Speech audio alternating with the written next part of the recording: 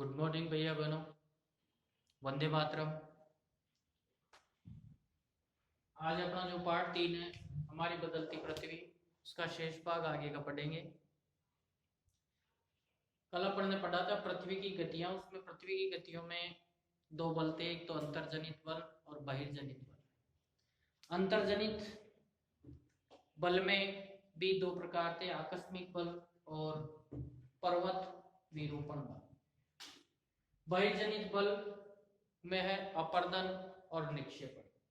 तो आज यही टॉपिक पढ़ेंगे अपन, अपर्दन और निक्षेपण। इस टॉपिक में है मुख्य स्थलाकृतियां, यानी अपर्दन और निक्षेपण की जो पहली प्रक्रिया है, मुख्य स्थलाकृतियां अपक्षय एवं अपर्दन से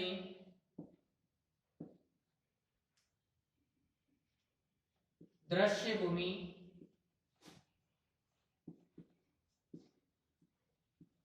लगातार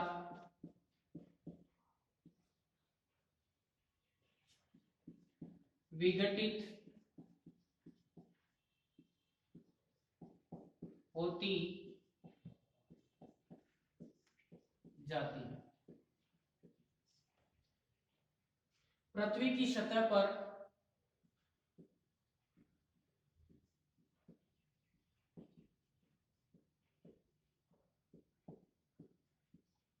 सेलों के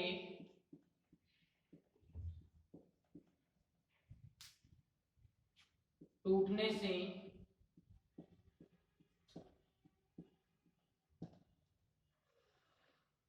अपक्षय की क्रिया होती है। यानी कहने का मतलब यह है कि अपक्षय एवं अपर्दन से दृश्य भूमि, दृश्य भूमि का मतलब जो अपनी आंखों से दिखाई दे, जो पृथ्वी की ऊपरी परत है, जो लगातार बदलती रहती है। जिस किससे बदलती है? पानी से बदलती है, पवन से बदलती है, और जहां पर बर्फ जमी रहती है हिम से बदलती है। तो वो उससे दृश्य, वहां से वो दृश्य भूमि लगातार क्या होती है? विघटित होती जाती है। पृथ्वी की सतह पर शैलों के टूटने से अपक्षय की क्रिया होती है। किसकी क्रिया होती है? अपक्षय की। भूदृश्य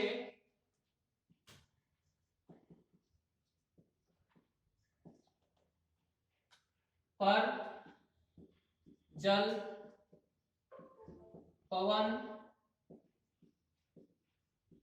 व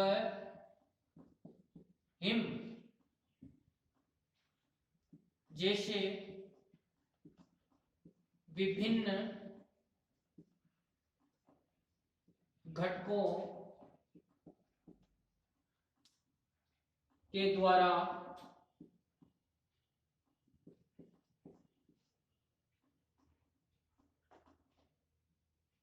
होने वाले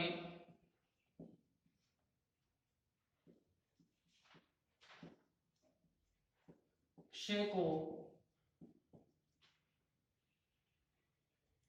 अपर्दन कहते हैं।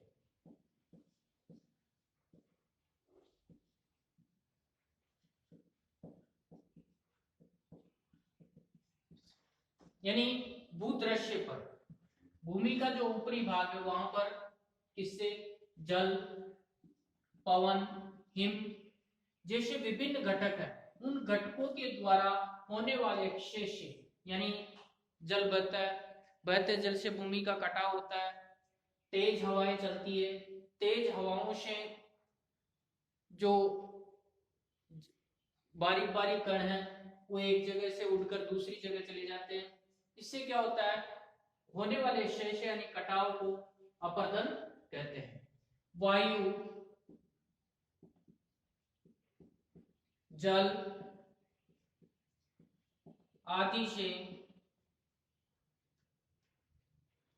अपर्दित पदार्थ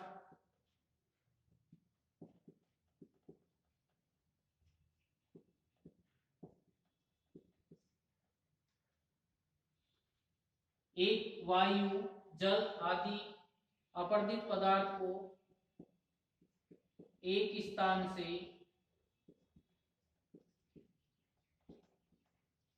दूसरे स्थान पर ले जाते हैं।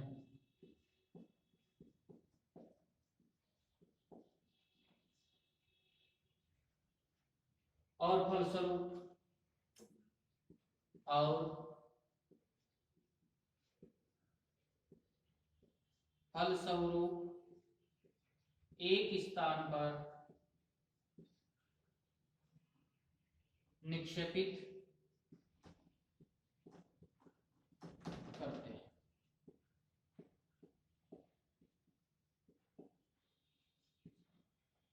यानी वायु और जल के द्वारा जो अपरदित पदार्थ है, जैसे मिट्टी हुई, मिट्टी के कण हुए और अन्य सेलों के टुकड़े हुए, एक स्थान से दूसरे स्थान पर क्या ले जाते, कौन ले जाता है, वायु और जल ले जाते हैं, और फलस्वरूप एक स्थान पर निक्षेपित कर देते हैं, उनको एक स्थान पर इकट्ठा कर देते हैं। अपर्दन एवं निक्षेपण के प्रक्रम से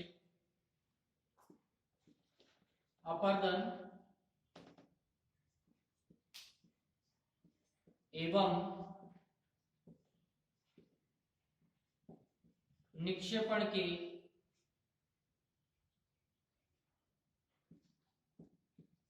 प्रक्रम से पृथ्वी पर या पृथ्वी के धरातल पर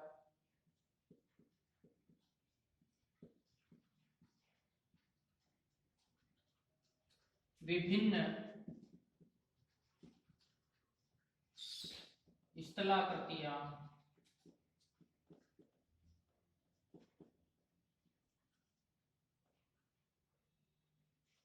बनती है।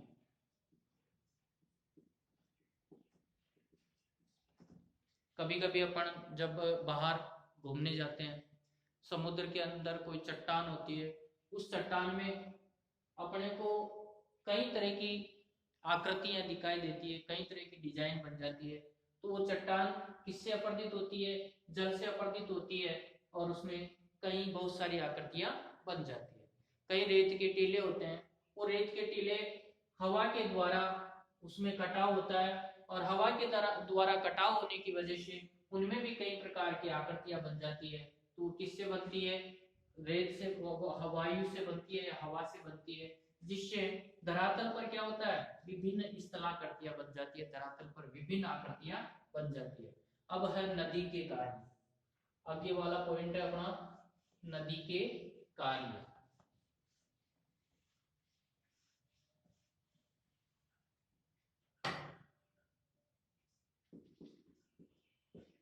नदी के कार्य।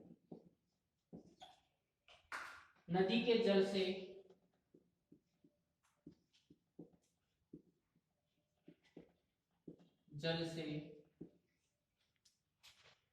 दृश्य भूमि का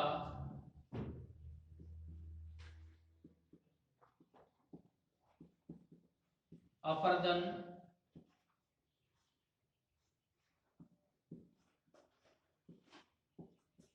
होता है।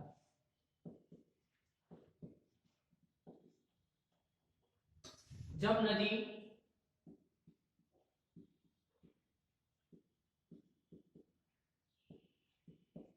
खड़े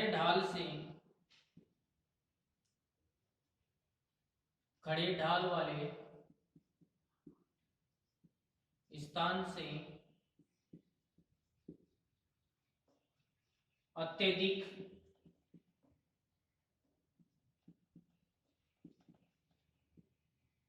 कठोर शेल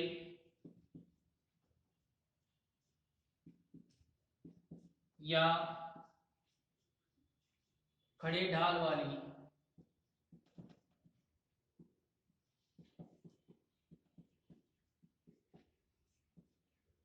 चट्टानों पर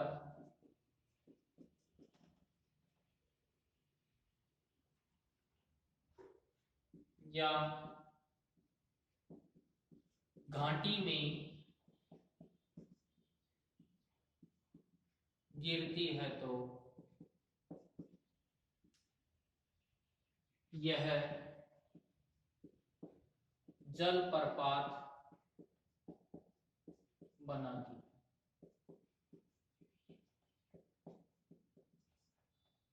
यानी नदी बहती बहती आ रही है और ऊंची सी कोई चट्टान है या शेल है, उसके ऊपर से वो नीचे गहराई में पानी जा रहा है या जल जा रहा है या गहराई में गिर रही है, तो वो एक जलप्रपात बनाती है।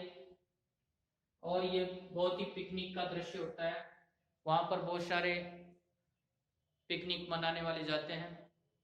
फिर आगे जब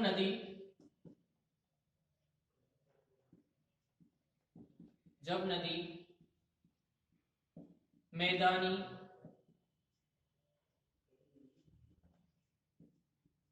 क्षेत्र में प्रवेश करती है तो वह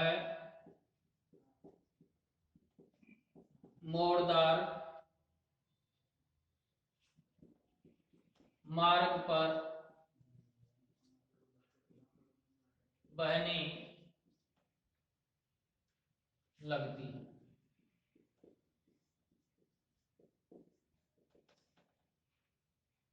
नदी के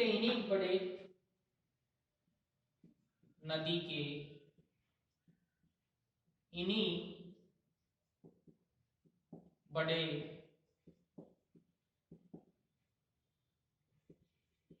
मोड़दार मार्ग को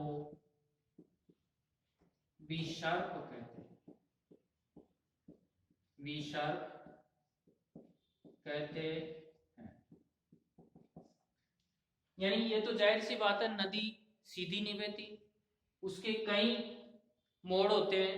जैसे मान लो कि एक नदी है, वो यहाँ से निकली, यहाँ से निकलने के बाद में यूं घूम गई, यूं घूम गई, यूं घूम गई, यूं घूम रही है, यानी घूमती घूमती वो बह रही है।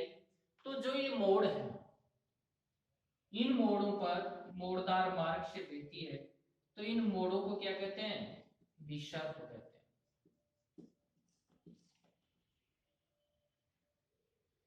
और इस विसर्प से जब नदी मैदानी क्षेत्र में प्रवेश करती है तो मोड़दार मार्ग पर बहने लगती है, उस मोड़दार मार्ग को क्या कहते हैं? विसर्प। इस विसर्प की वजह से मैदानी भाग में जो भूमि है, उस भूमि का क्या होता है, या दृश्य भूमि का अत्यधिक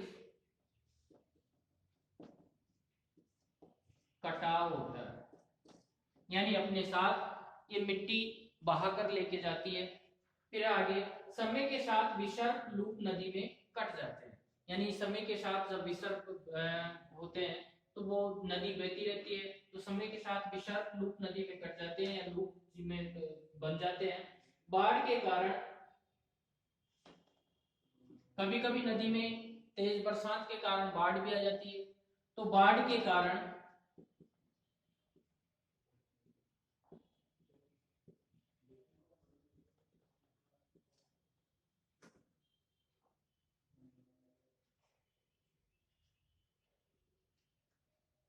नदी क्षेत्र में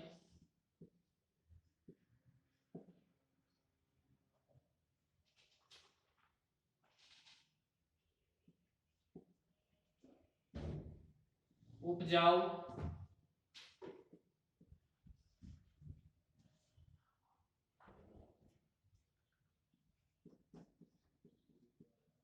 बाढ़ग्रस्त मैदानों का निर्माण होता है।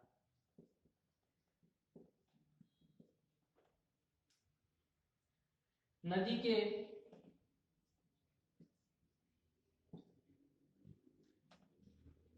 उत्थित तटों को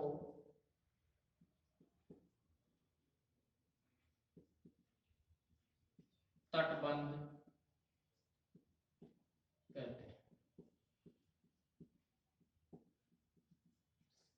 यानी क्या होता है, जैसे मान लो कि ये नदी बह रही है, इस नदी में आवश्यकता से ज्यादा जल ज्यादा बहेगा, आवश्यकता से ज्यादा बरसात होगी, नदी में ज्यादा पानी आएगा, तो ये नदी अपना मार्ग भी बदल लेगी, और मार्ग बदलने के साथ साथ अपना जो रास्ता है उसको भी चौड़ा करेगी। उसको चौड़ा करेगी तो ये नदी के अंदर जो जमीन है, जो दृश्य भूमि है, जो मिट्टी है, वो लगातार कट के आगे चली जाएगी पानी के साथ बहकर, और नदी का जो मार्ग है वो चौड़ा होगा, और किनारों पर क्या होगा, किनारों पर तटबंध हो जाएंगे, किनारे पर क्या बन जाएंगे, तटबंध हो जाएंगे, तो उन्हें बोलते हैं तटबंध। यहां तक आप इसको नोट्स की कॉपी में उतारोगे, इसको याद करना है। धन्यवाद।